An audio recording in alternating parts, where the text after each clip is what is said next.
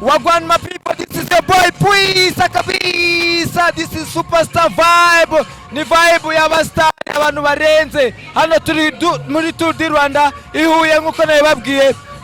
Twababwiye ko tubahuze batandukanye muri superstar vibe. Turi kumwe n'umu MC mukanya yari yatwitse. Bimeze bite? Tangira twibwira.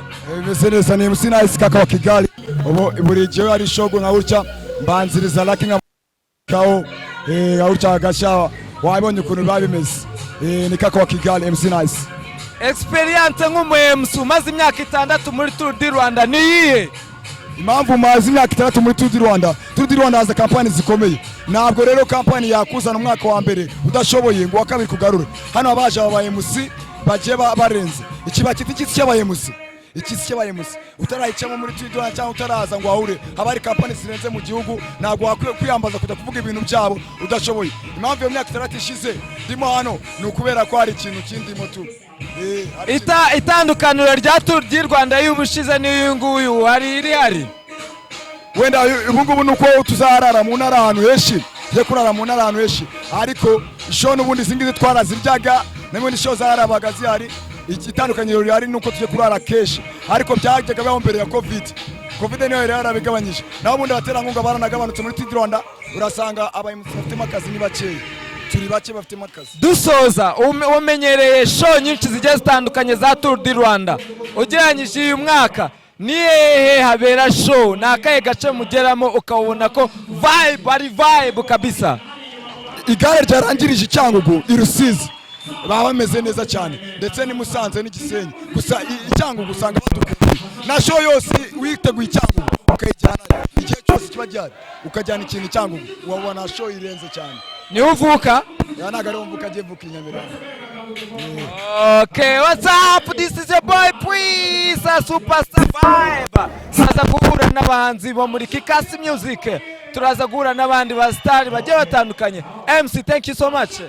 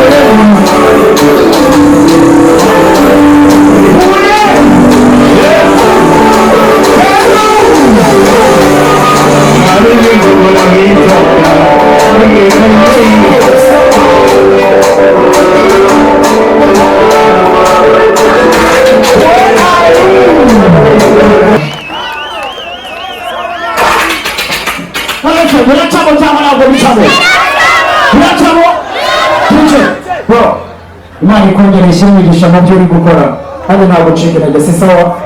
So abamwifuriza gutera imbere tuzamura amaboko shabuye mufite umutima mwiza. Alright, so reka sasa mwereke ibintu ngiye gukora. Ndashaka abantu bafite application app ya Momo muri telefone zabo. App ya Momo ndashaka kuhitamo ngwino bro.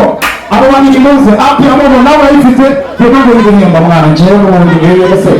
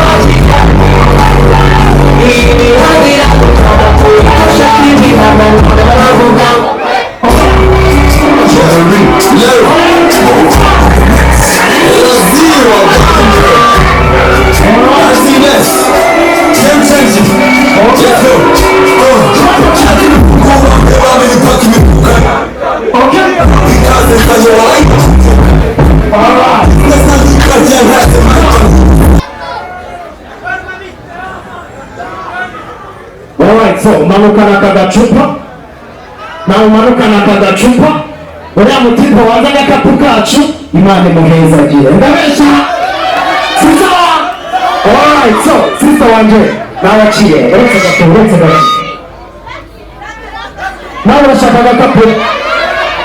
So icyo kintu ugomba kumenya ni kimwe.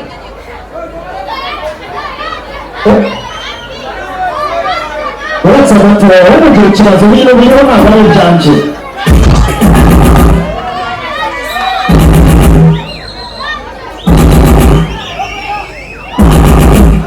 Alright, so uretse gato ndakumenyereza uretse gato umuntu wese ufite agakapu ngiye guha agakapu nagenda hariya ku ba agent ba Momo sibyo abereka agakapu barahita bamudownloadingira muri telefone ye application ya Ayoba araza kugira amahirwe yo gutsindira ikindi gihembo bamukuri sawa. Okay, nta kurwana sawa. Alright, so tujya gutangira show, right? DJ Chris, are you ready? Tubikora? Okay. Uzakora sako kwawe ni ushaka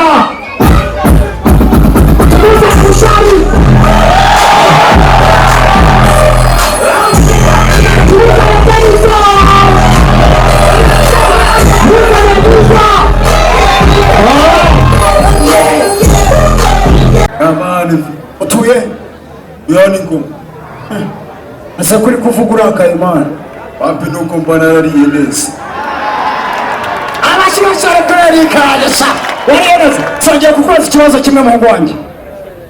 Infinix ifite promotion imeze gute? ifite promotion yo gutanga telefone za make bazaba wishyura nyine gake tu. Ni sawa ntabwo ari sawa. Abemeza ko ari byo bazamure akira shayije imbere n'ubu muri VIP. Abari muri VIP hano bari. Alright, so abari muri VIP kambere k'ikintu dukora.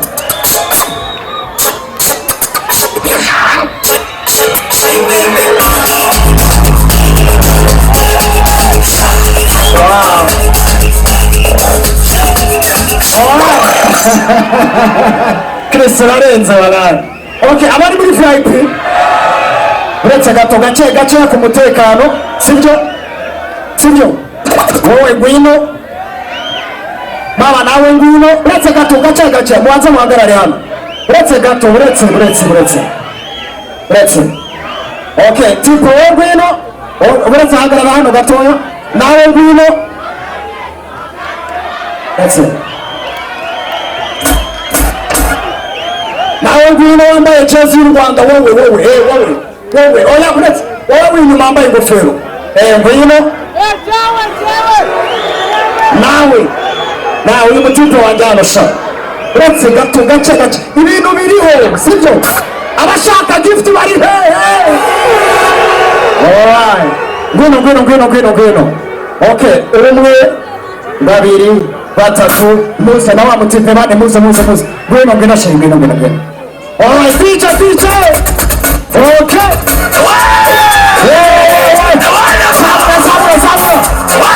Wow.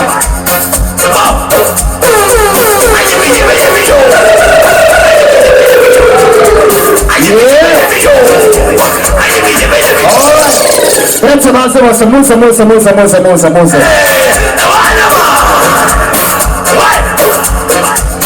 All right. Oh yeah.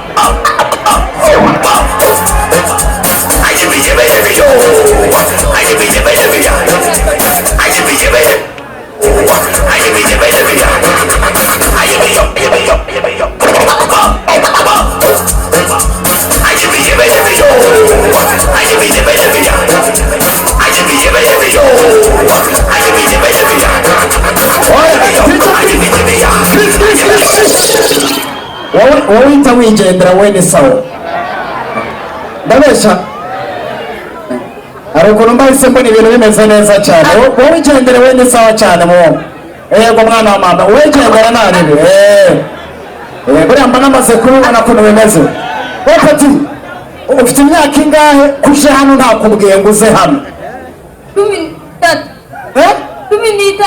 ninde ukubwiye ngo uze warubwiye ngo ari magazi hano bimbarweho narebesha n'ubundi amazi y'inyange urayazi?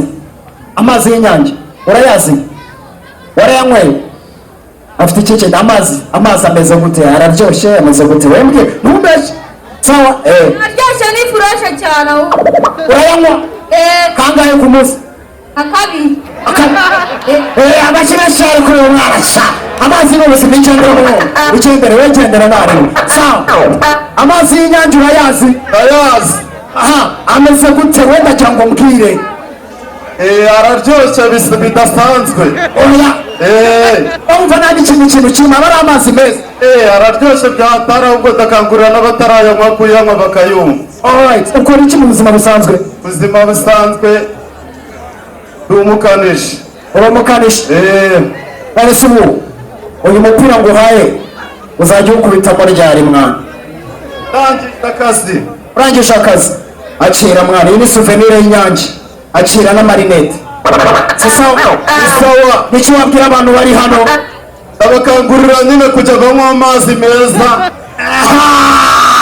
Abakibashaye kuri umuvandimwe twagiye umusaza wese bite?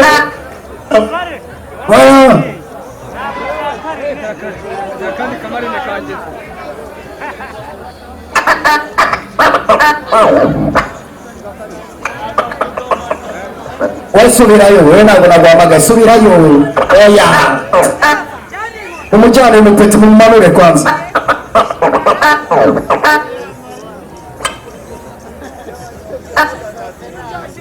Uyu muvandimwe afite umurongo wo kutavuga.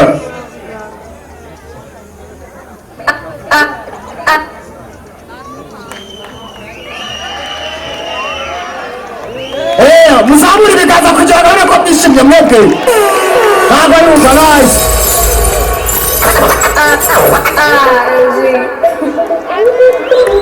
Abazimazo! One meter funny, no meter honey, I'm a dandy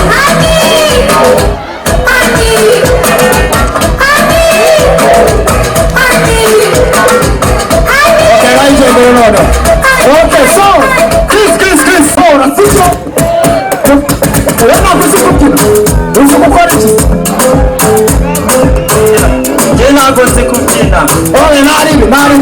Okay, kazi ubyine. Okay, kuba amashyi.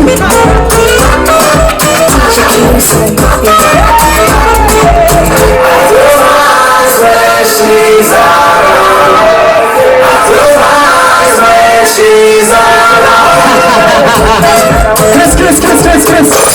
Arabishoboye cyangwa ntabashoboye? Uretse rero namuteza abantu acira umupira. Alright, acira umupira wenda guha na rinete kuko utatinye. Si sawa? Tubigenza neza. Amazi y'inyange urayazi? Chris. Amazi y'inyange urayazi? Ndayazi. Oya wakangaye ku munsi? Babiri. Urakoze cyane. Sawa, twagiye. Urakoze cyane mu ngwanyi. Fresh.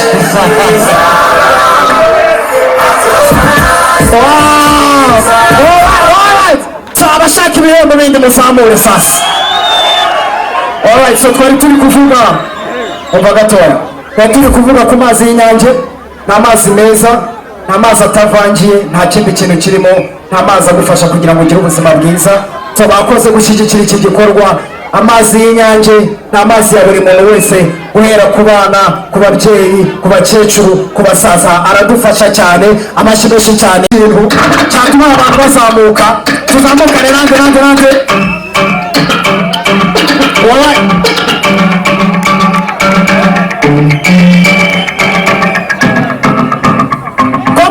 Mukonje.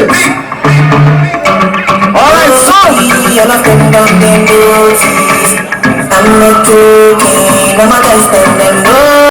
abashaka kaniso, abashaka danivumbi, abashaka chura kizigenza, abashaka bwiza, abashaka Afrique, abashaka Standard International Hit, abashaka bushari. Iyi ndirimbo reka tuyibyine twese twagiye DJ Chris mbere yuko duhamagara Standard International Hit. 1, 2, 1.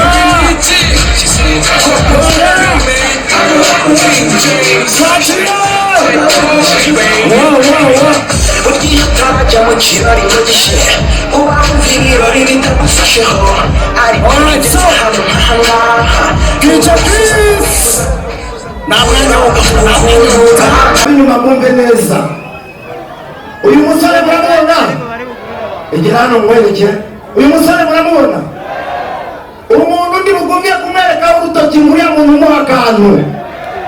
Aragumya mu akantu ko kunywa. Sibyo? Akantu ko kunywa ni kashi ndi umurakaguha. Sibyo? Abafana banjye muzamura ibiganza biri imbere. Yego. Reka rero maze nanababwire ko inzoga nziza tumwe subiramo ngo resi tumwe n'abakuru bazinywa tumwe gake, sibyo? Aha rero ndi Rwanda ambasade Uganda rwa Ingufujini, sibyo?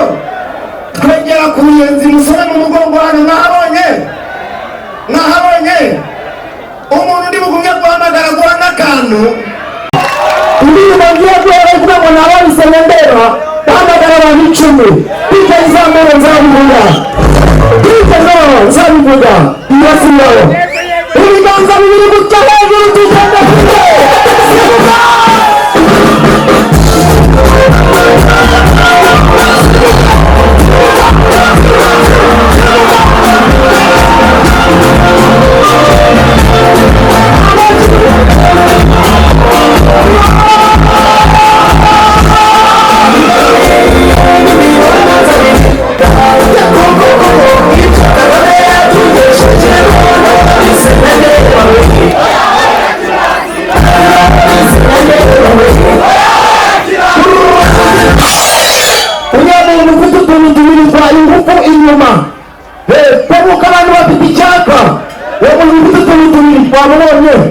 Ugiye kumwambika umwenda kanyu babazaniye umugore n'umugore batagira urabikwa bijya kuzanira n'ibyo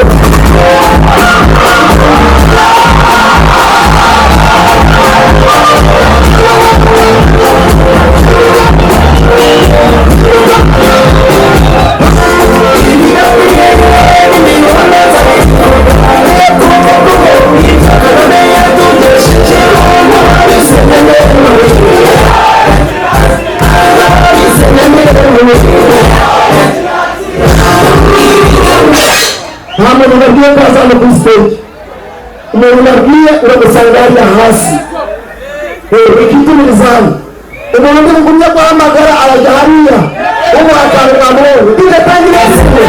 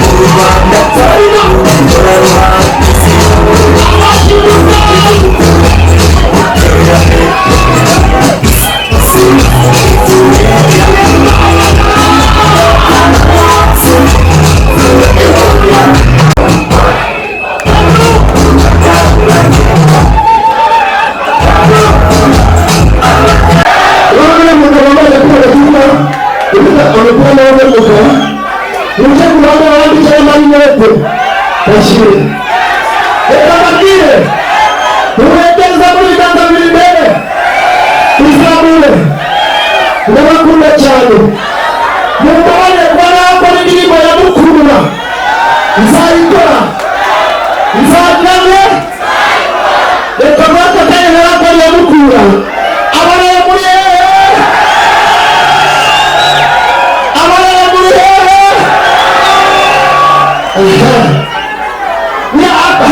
apel yaba abapel muzamure ndebe barahari abaraya muzamure ndebe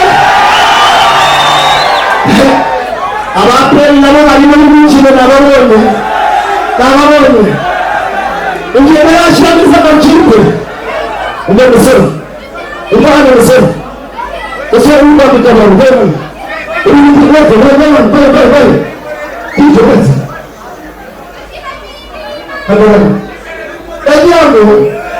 uri kuja kubambika simu akantu ije ni makagoma ariko bakiri inyuma muri ayo kantu sivyo Rwanda niteguye kurinda igihugu Rwanda aho ngaho Uganda ingufu ukinirije kwambika imyenda 20 muri tayari barayambika umuntu uri burya atacurereye mu binyuma niba namagara hano byinshi cyangwa tuzari